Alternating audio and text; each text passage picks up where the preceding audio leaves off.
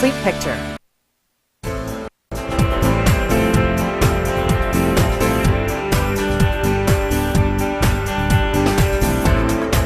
To help you plan for the next 24 hours, here is the new local forecast for your region.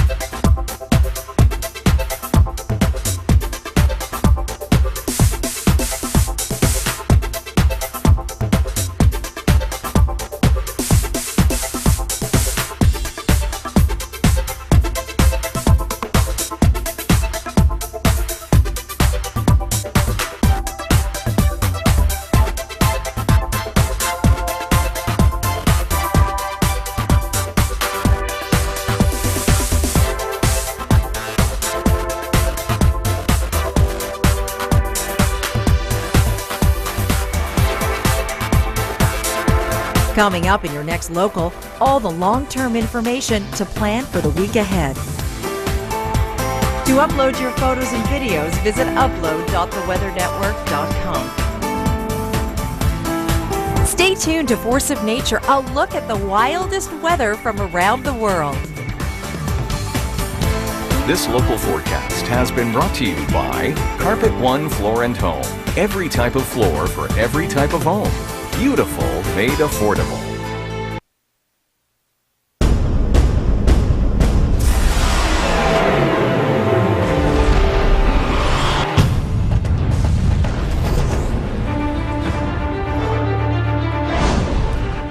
This spectacular shot, courtesy of a series of storms that pummeled Wales and southern England this week.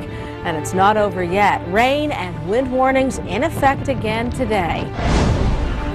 This could have had a tragic ending, but firefighters in Columbus, Ohio got the driver of this snowplow to safety.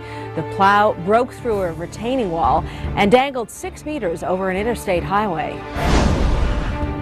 Broken trees and 800,000 power outages. That's what freezing rain did to Pennsylvania yesterday, thanks to the Texas low, same storm that blasted eastern Canada. It could be days before everyone here is reconnected. Pack your patience, take it easy, slow and steady wins the race. Pick your favorite traffic cliche and apply here. Ditches in southern Ontario were littered with cars trying to get somewhere fast yesterday, only to have to wait for a tow.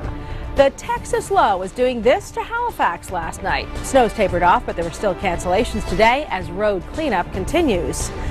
Now, this is snow. Same storm dropping about 30 centimeters of snow in parts of the Avalon Peninsula this morning. The storm since moved out to sea. Even tough prairie dwellers are getting tired of winter, and who can blame them? The lowest temperature recorded in Alberta yesterday, minus 39. After 2 weeks, the only road into Valdez, Alaska has reopened. It was shut down by a series of avalanches. And the crew of this ship had already been airlifted before it broke in half. 100-kilometer-an-hour winds pushing this ship into a seawall and challenging the rescue helicopter pilot. Well, we certainly had plenty of winter yesterday through Newfoundland. This is a look at Mount Pearl, Newfoundland, Labrador. Travis, thanks for sending that in. Lots of shoveling to be done, and watch the hairdos as well with the winds blowing things around. The reason I tell you that is a funny story. Real good friend of mine, maybe she's watching, Robin Sears is her name. She's from originally from Mount Pearl, and she said in the 80s they used to do their hair real big, their bangs, and they called it the Mount Pearl curl. So I always think of that. Cute story. All right. Wreck house winds, definitely hair-blowing kind of wind, 63 kilometers an hour through Wreck House. Cape Race at 91, so it was a blustery day. In addition, we had the snow. Take a look at the winds now, though, around this high pressure that sneaks in behind the system. And we have winds anywhere from about 20 to 40 kilometers an hour, so certainly calming down. All right, let's take you to St. John's, and this is what it looked like there. Big blast of winter weather as well for you with that storm. And this was a Texas low, and with a Texas low, thanks, Melissa, for sending that in. We have a lot of moisture, but the flakes were light and fluffy, and it was fairly easy to shovel because temperatures were cold enough. Now, they are certainly cold enough. Gander, Newfoundland, feeling like minus 28, so a blast of chilly air behind the system. Take a look at these temperatures through New Brunswick and Nova Scotia. We're anywhere from about minus 12 to minus 23, so a very chilly air mass that sets up into the long-range forecast as well. We're not really going to warm up significantly. When I think of Canada, I don't usually think of the bald eagle. That takes me to the U.S. But did you know we have eagles of our own that we want to highlight? Have a look. Well, with this many cameras, you'd almost think Justin Bieber was about to make an appearance, but everyone here is here to see the eagles. Lenses were extended to the max as throngs of photographers, old and young, awaited that magic moment when the mighty eagle soars. Weather conditions were ideal for getting a clear shot of the majestic bird of prey. It's a beautiful day for it, I think. You know, it could be snowing, harder to get a photo and stuff like that.